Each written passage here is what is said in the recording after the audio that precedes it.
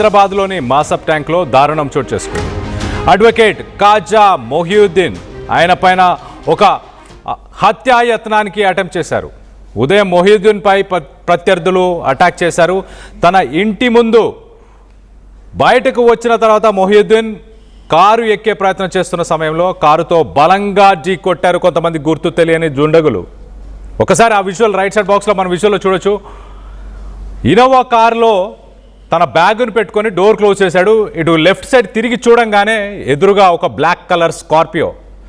Cinema ఫక్కీలోనే, cinema స్టైల్లోనే, సినిమాలో చూపించినట్టు తను బయటికి వచ్చి ఇంట్లోంచి, తన ఇంటి ముందే ఇది, తన ఇంట్లోంచి బయటికి వచ్చి ఆ కారు, ఇనోవా కారులో తన బ్యాగ్ అవన్నీ పెట్టుకొని తను ఎక్కుతున్న సమయంలోనే ఒక పక్కా ప్లాన్ పథకం ప్రకారమే ఆ స్కార్పియో కారు ఆ వీధిలోకి వచ్చి చాలాసేపు వెయిట్ చేసింది.